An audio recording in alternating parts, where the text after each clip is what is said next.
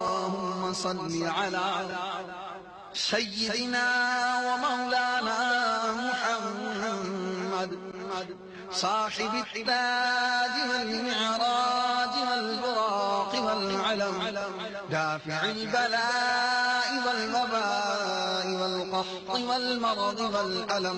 ٹھیک ہے، صحابہ کرام کو نبی صلی اللہ علیہ وسلم نے سلام کا طریقہ بھی بتایا، درود شریف کا طریقہ بھی بتایا، اور آپ پڑھتے ہیں تحیات کے اندر السلام علیکم ایھا النبی ورحمۃ اللہ وبرکاتہ، ہے نا؟ یہ سلام ہے. درود اللہم صلی علی محمد وعلی آل محمد، جو درود ابراہیم درود ہے، یہ نبی صلی اللہ علیہ وسلم کو بتایا ہوا ہے. اس زمانے سے لے کے آج تک صحیح لوگ پڑھ رہے ہیں. درود تاج کس نے؟ نہ نبی صلی اللہ علیہ وسلم نے بتایا، نہ صحابہ نے پڑھا، نہ تابعین نے پڑھا، نہ امام حنیفہ رحمۃ اللہ نے پڑھا. اور اس کے اندر جانتے کتنی بڑی خرابی ہے، شرک ہے اس کے اندر. کیوں؟ اس میں کہتے ہیں اللہم صلی علی سیدنا مولانا محمد صاحب التاج والمعراج والبراق والعلم دافع البلاء والوباء والقحط والمرض والألم. کیا کہتے ہیں؟ رسول اللہ صلی اللہ علیہ وسلم جو بلاؤں کے ٹالنے والے ہیں، وباؤں کو دور کرنے والے ہیں، قحط کو دور کرنے والے ہیں، بیماری کو دور کرنے والے ہیں، تکلیف کو دور کرنے والے ہیں. یہ نبی صلی اللہ علیہ وسلم کی صفت ہے، یہ تو اللہ کی صفت ہے. بسم اللہ الرحمن الرحیم. چند دن پہلے وہ لال رومال والے مولوی صاحب کی ایک اور ویڈیو منظر عام پہ آئی ہے. میری 2-3 ویڈیوز آ جانے کے باوجود بھی اس مولوی صاحب کو کسی نے یہ نہیں بتایا کہ مولوی صاحب آپ پہ الزام ہے کہ آپ لال رنگ کا رومال پہنتے ہیں، یہ رسول پاک صلی اللہ علیہ وسلم کی سنت سے ثابت نہیں ہے. یا مولوی صاحب کو کسی نے بتایا نہیں ہے، مولوی صاحب کے پاس جواب نہیں. لیکن میری گزارش ہے کہ کوئی اس مولوی صاحب کو جا کے بتائے کہ جس انداز سے تو بدعت کی تعریف کرتا ہے، اس انداز سے تیرا سر کے بالوں سے لے کر پاؤں کے تلووں تک پورا بدعتی ہونا کنفرم ہے. ٹھیک ہے، تیرا رومال پہننا بدعت ہے، تیرا یہ توپ کا لباس پہننا یہ بھی بدعت ہے، تو جوتا جو بھی پہنتا ہے وہ بھی بدعت ہے، بلکہ تو پورا کا پورا بدعتی ہے. اب تو اپنے آپ کو ثابت کر دے کہ تو بدعت حسنہ ہے، بدعت سیئہ نہیں ہے. وگرنہ یہی گزارش ہے کہ جس طرح تو سادہ لوگ مسلمانوں کو پریشان کر رہا ہے، اس اعتبار سے تو بدعتی ہی کہلائے گا، اور بدعتی بھی وہ جو گمراہی والی بدعت ہے. بہرحال اب جو اس نے اعتراض کیا وہ درود تاج پہ تھا کہ درود پڑھنے کا طریقہ نبی پاک صلی اللہ علیہ وسلم نے بتایا، وہ درود ابراہیمی ہے. اس مولوی سے پوچھو کہ درود ابراہیمی کو درود ابراہیمی کس نے کہا؟ نبی پاک صلی اللہ علیہ وسلم نے؟ کسی صحابی نے؟ تابعی نے؟ تبع تابعی؟ کس نے اس کا نام درود ابراہیمی رکھا؟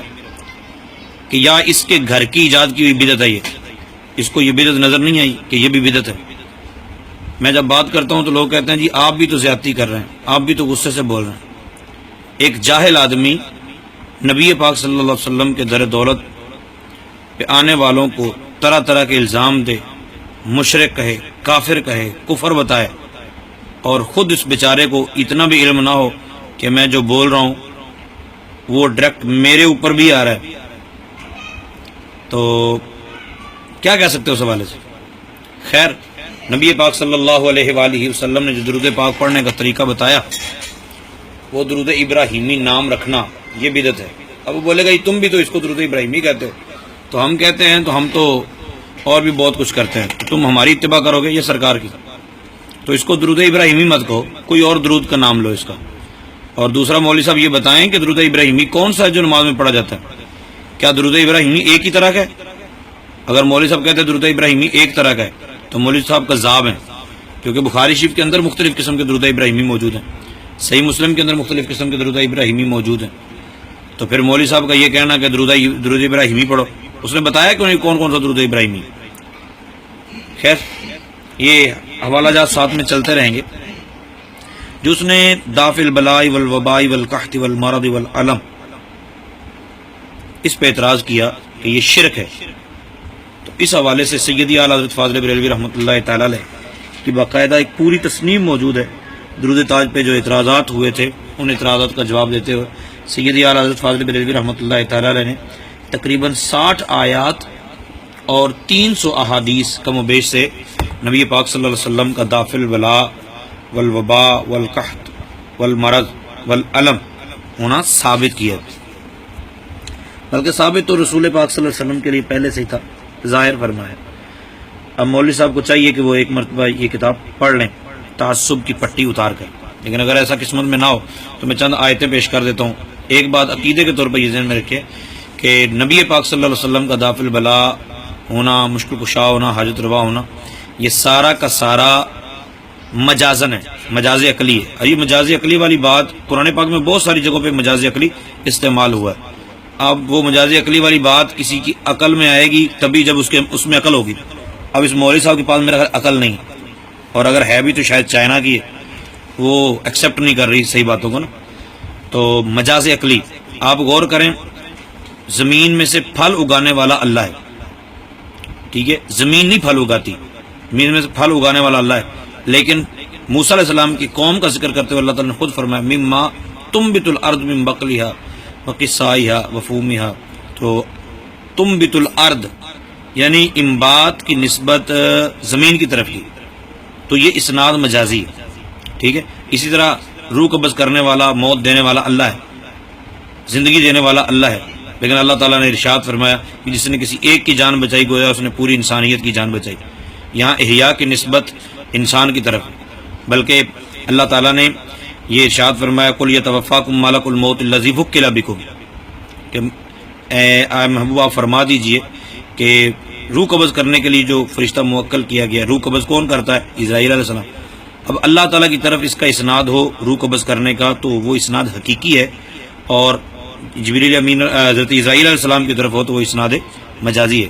لیکن کم پڑھے کو، اب میں جاہل کہوں گا تو کچھ کو طبیعت جو ہے نا ان کی ناساز ہو جائے گی، جاہل نہیں کہتا، لیکن کم پڑھے کو روپے جب آ رہے ہوں، ریال داخل ہو رہے ہوں اندر، تو اس وقت کچھ سمجھ نہیں آتی کہ قرآن پاک میں کیا کیا موجود ہے۔ بیٹا دینے والا اللہ ہے، روزی دینے والا اللہ ہے، لیکن اللہ تعالیٰ نے ارشاد فرمایا کہ حضرت جبریل امین علیہ الصلوۃ والسلام جب حضرت مریم کے پاس گئے، سورہ مریم کے اندر موجود ہے آیت نمبر 19 میں کہ جبریل نے کہا لی آہا بالا کی غلام زکیہ، مریم میں تجھے پاک بیٹا دینے آیا۔ تو اس مولوی صاحب لال رومال والی مرغی سے پوچھے کہ کیا نبی پاک صلی اللہ علیہ وآلہ وسلم پر یا آپ کے ماننے والوں پر شرک کے اس طرح کے فتوے لگانا، معاذ اللہ ثم معاذ اللہ، کیونکہ سرکار نے تو یہ باتیں ساری خود بتائی ہیں نا، قرآن پاک میں آیا سارا کچھ، میں عرض کرتا ہوں ابھی۔ لیکن جب جبریل نے یہ کہا کہ میں پاک بیٹا دے رہے ہیں، تو بیٹا دینے کی نسبت جب اپنی طرف کی تو کیا جبریل مشرک ہوئے؟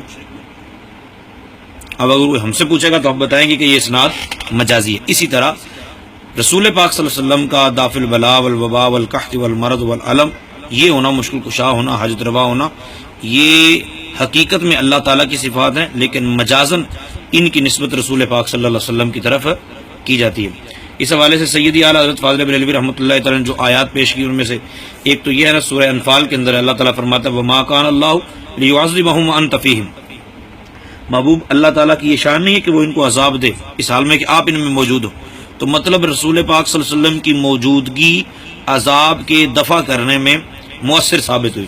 پھر فرمایا وما ارسلناک الا رحمۃ للعالمین، محبوب آپ کو جہانوں کے لیے رحمت بنا۔ یہ رحمت کا مطلب کیا ہے؟ رحمت کا مطلب یہ ہے کہ نمازیں مل گئیں؟ رحمت کا مطلب آپ بتائیں نا کہ اس میں کون کون سی رحمت مراد ہے، اور جہانوں کے لیے رحمت ہے، پریشان حال کی پریشانی دور ہو جائے، مصیبت زدہ کی مصیبت دور ہو جائے، یہی تو رحمت ہے۔ پھر تیسری آیت میں اللہ تعالیٰ ارشاد فرماتا ہے وَلَوْ أَنَّهُمْ إِذْ ظَلَمُوا أَنفُسَهُمْ جَاءُوكَ، اگر وہ اپنی جانوں پر ظلم کر بیٹھیں تو آپ کی بارگاہ میں آ جائیں، جاؤکا فاستغفر اللہ، پھر اللہ تعالیٰ سے معافی مانگے، واستغفر لهم الرسول، یہ سورۃ النساء کی آیت نمبر 64 ہے، اور رسول پاک صلی اللہ علیہ وسلم ان کی سفارش کر دیں، ٹھیک ہے، لوجد اللہ تواب الرحیم، تو اللہ تعالیٰ ان کی توبہ قبول فرما لے۔ پھر آیت نمبر 4 میں سورۃ الحج کی آیت ہے، اللہ تعالیٰ نے فرمایا ولولا دفع اللہ الناس بعضهم ببعض لہدمت صوامع، کہ اگر اللہ تعالیٰ آدمیوں کو دافع نہ بنائے دوسرے آدمیوں سے، یعنی گناہ گاروں کو نیکوں کے ذریعے دور نہ کرے، تو مذہب و ملت کی عبادت گاہوں کو تباہ و برباد کر دیا جائے گا، مطلب ڈھہ جائیں گی۔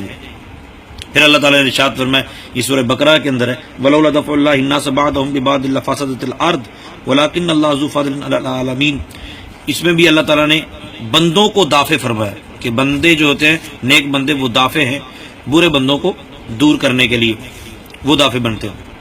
پھر اس طرح اگر آپ آگے غور کریں تو اللہ تعالیٰ ارشاد فرماتا ہے وَمَا نَقَمُوا إِلَّا أَنْ أَغْنَاهُمُ اللَّهُ وَرَسُولُهُ مِنْ فَضْلِهِ، یہ سورۃ توبہ ہے کہ ان کو یہی برا لگا نا کہ اللہ نے ان کو غنی کر دیا اور اس کے رسول نے غنی کر دیا. یہ غنی کرنے کی نسبت اللہ کی طرف بھی ہے اور اس کے رسول کی طرف بھی ہے. تو یہاں دافع البلا وبا ہونا تو شرک ہو گیا. تو یہ جو آیت ہے سورۃ توبہ کی، اس کے اندر کیا مراد ہوگا؟ مطلب اغنا کی نسبت رسول پاک صلی اللہ علیہ وسلم کی طرف بھی ہے اور اللہ تعالیٰ کی طرف بھی ہے. پھر اللہ تعالیٰ نے ارشاد فرمایا وَلَوْ أَنَّهُمْ رَضُوا مَا آتَاهُمُ اللَّهُ وَرَسُولُهُ، کیا یہ اچھا ہوتا کہ وہ راضی ہو جاتے اس بات پر کہ جو اللہ نے ان کو دیا اور اس کے رسول نے ان کو دیا. یا مولوی صاحب کو پریشانی ہو رہی ہے، دینے والا تو اللہ ہے، اور یہاں اللہ فرما رہے سورۃ توبہ کے اندر کہ اللہ بھی دیتا ہے اور اس کا رسول بھی دیتا ہے. پھر سورہ احزاب کے اندر اللہ تعالیٰ فرماتا ہے انعم اللہ علیہ وانعمت علیہ، محبوب اللہ نے بھی انعام ان پر کیا اور آپ نے بھی ان پر انعام کیا. پھر اللہ تعالیٰ فرشتوں کے لیے فرماتا ہے کہ فرشتے جو ہیں وہ حفاظت کرتے ہیں. وَيُرْسِلُ عَلَيْكُمْ حَفَظًا، یہ سورہ انعام کے اندر اللہ تعالیٰ نے ارشاد. اسی طرح کا ذکر سورۃ الرعد کے اندر موجود ہے. پھر سورہ انفال کے اندر اللہ تعالیٰ ارشاد فرماتا ہے یا ایھا النبی حسبک اللہ ومن اتبعک من المؤمنین، محبوب آپ کو اللہ بھی کافی ہے اور جو آپ کے متبعین مومن ہیں وہ بھی آپ کو کافی ہے. تفسیر جلالین میں لکھا ہے کہ اللہ بھی آپ کو کافی ہے اور آپ کو آپ کے متبعین بھی کافی ہیں. پھر سورہ یوسف کے اندر یہ ذکر موجود ہے کہ حضرت یوسف علیہ الصلوۃ والسلام نے خود فرمایا، یہاں مولوی صاحب دے نا فتویٰ جن کو دافع البلا والوبا ہونا رسول پاک صلی اللہ علیہ وسلم کا اتنا جلن پیدا کر رہا ہے کہ نبی پاک صلی اللہ علیہ وآلہ وسلم کو دافع البلا کہنا یہ تو شرک ہے. تو یوسف علیہ السلام پر فتویٰ دیں. یوسف علیہ السلام نے عزیز مصر کے بارے میں کہا انہ ربی احسن مثوایا، میرے رب نے مجھے بہت اچھا ٹھکانہ دیا. اس رب سے مراد عزیز مصر ہے. دیں فتویٰ حضرت صاحب، ٹھیک ہے. پھر آپ نے سورہ یوسف کے اندر یہ ذکر موجود ہے، حضرت یوسف علیہ الصلوۃ والسلام نے دو خواب کی تعبیر پوچھنے والوں میں سے ایک کو فرمایا فیسقی ربہ خمرا، تم میں سے ایک جو ہے وہ اپنے رب کو شراب پلائے گا. اب بادشاہ مصر کو یا عزیز مصر کو حضرت یوسف علیہ السلام رب کہہ رہے ہیں، فتویٰ کیا لگے گا؟ پھر جس کو آپ نے یہ سوچا کہ یہ نجات پا جائے گا اس کو فرمایا اذکرنی عند ربک، اپنے بادشاہ کو رب کہا.